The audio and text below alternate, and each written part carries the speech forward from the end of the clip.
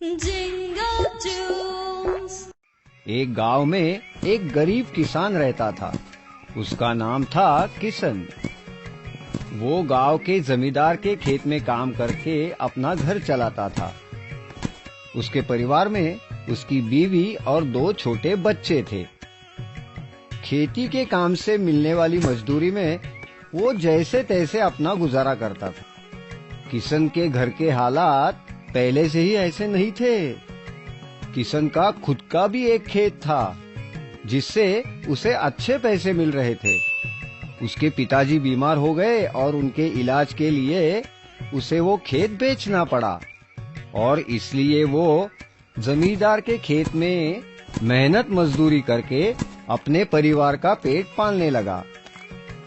ऐसे ही एक दिन खेत में काम करते हुए उसका कुदाल खेत में किसी धातु के वस्तु से टकराया।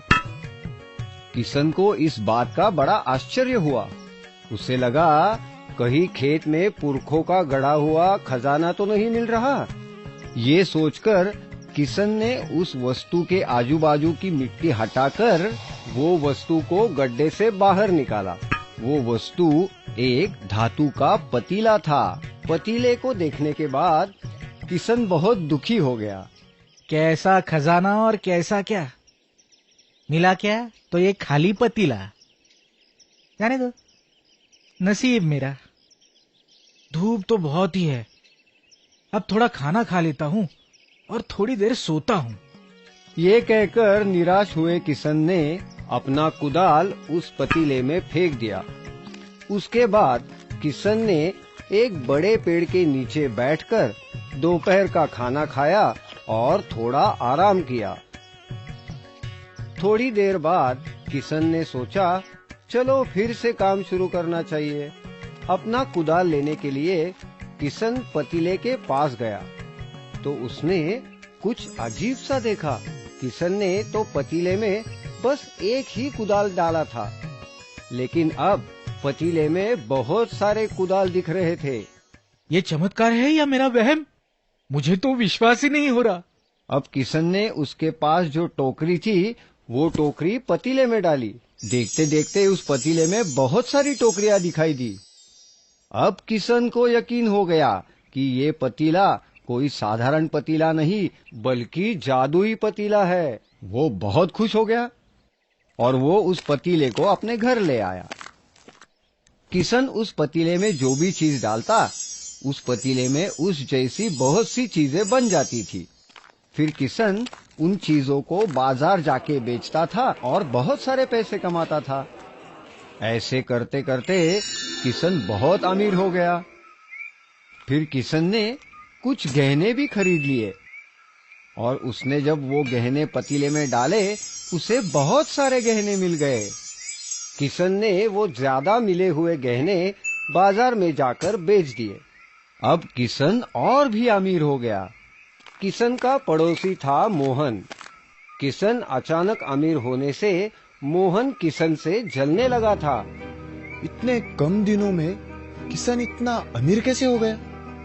इसके पीछे जरूर कोई राज है, मुझे वो ढूंढना पड़ेगा। फिर मोहन ने किशन पर नजर रखना शुरू कर दिया। कुछ दिनों में ही मोहन को जादू के पतीले के बारे में मालूम हुआ। मोहन तुरंत ही जमींदार के पास गया और उसने जमींदार को जादुई पतीले की पूरी कहानी सुनाई। मोहन, ये जो बोल रहे हो वो सब सच है ना? हाँ, ये बात बिल्कुल सही है। आप मुझ पर यकीन कीजिए, मैंने अपनी आंखों से देखा है। फिर जमींदार तुरंत ही किशन के घर आए और पूछा, क्यों रे किशन, मोहन बता रहा है कि तेरे पास एक जादुई पतीला है। कहाँ से चुराया रे? अरे नहीं नहीं नहीं सरकार, मैं ये चुरा कर नहीं लाया। मुझे ये खेत में काम करते हुए मिला। अगर ये तुझे खेत में मिला है तो ये पतीला मुझे मिलना चाहिए, क्योंकि वो जमीन मेरी है। ला दे वो पतीला, मैं उस जादुई पतीले को अपने पास रखूंगा। किशन बहुत गिड़गिड़ाया, लेकिन जमींदार उसकी एक भी बात सुनने को राजी नहीं थे। जमींदार ने वो जादुई पतीला लिया और वे अपने घर चले गए। फिर जमींदार ने भी उस जादुई पतीले से बहुत सारे गहने और बहुत कीमती चीजें पाई और उन्हें बाजार में बेच के बहुत सारे पैसे भी कमाए। अब ये सब बातें राजा तक पहुंची तो राजा ने तुरंत ही अपने सैनिक जमींदार के घर भेजे और वो सैनिक वो जादुई पतीला जमींदार से जबरदस्ती लेकर राजमहल पहुंचे। ये पतीला सच में जादू का है या नहीं, इसे परखना होगा। ये कहकर राजा ने अपना ताज उस पतीले में डाल दिया। तुरंत ही एक ताज के बहुत सारे ताज बन गए। इतने सारे ताज देखकर राजा खुश हो गया। तो राजा ने भी उस जादुई पतीले के मदद से बहुत सारे गहने और पैसे कमाकर अपना खजाना भर लिया।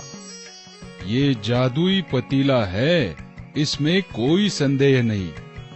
लेकिन पतीले के अंदर क्या होता है जिससे चीजें 2 गुना से भी अधिक मात्रा में प्राप्त होती है, ये देखना होगा। मैं खुद उस पतीले के अंदर जाकर देखता हूँ। राजा उस पतीले में उतर गया, लेकिन वो एक बात भूल गया कि उस पतीले में जो भी रखा जाता वो दुगने से भी अधिक मात्रा में पाया जाता। जैसे ही राजा पतीले के अंदर गया, तभी उसी वक्त जादुई पतीले से बहुत सारे एक जैसे राजा बाहर निकल आए। बाहर आते ही सब राजाओं में सिंहासन के लिए झगड़ा शुरू हो गया। मैं इस राज्य का असली राजा हूँ और तुम सब इस पतीले की जादू की वजह से बने राजा हो, इसलिए सिंहासन पर तुम्हारा किसी का भी हक नहीं है।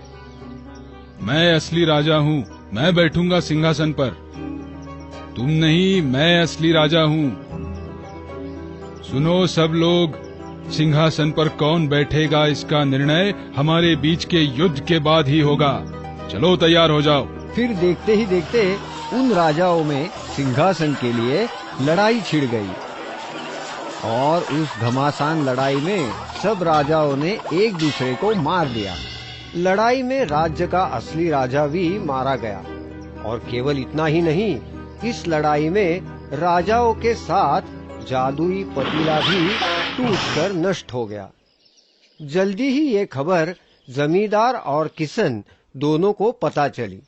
हमने जादुई पतीले से सिर्फ लाभ लिया, परंतु राजा जी ने उस जादुई पतीले की अनावश्यक चिकित्सा की।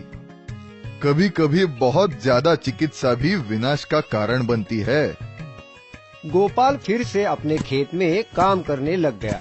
इस कहानी से हमें सीख मिलती है कि जिंदगी में मेहनत से भागकर कभी फायदा नहीं होता, हमेशा नुकसान ही होता है। हम आपके लिए हमेशा नई कहानियाँ और नए गाने लेकर आते रहेंगे। तब तक आप गाते और देखते रहिए जिंगल टूस जिंगल टूस जिंगल टूस।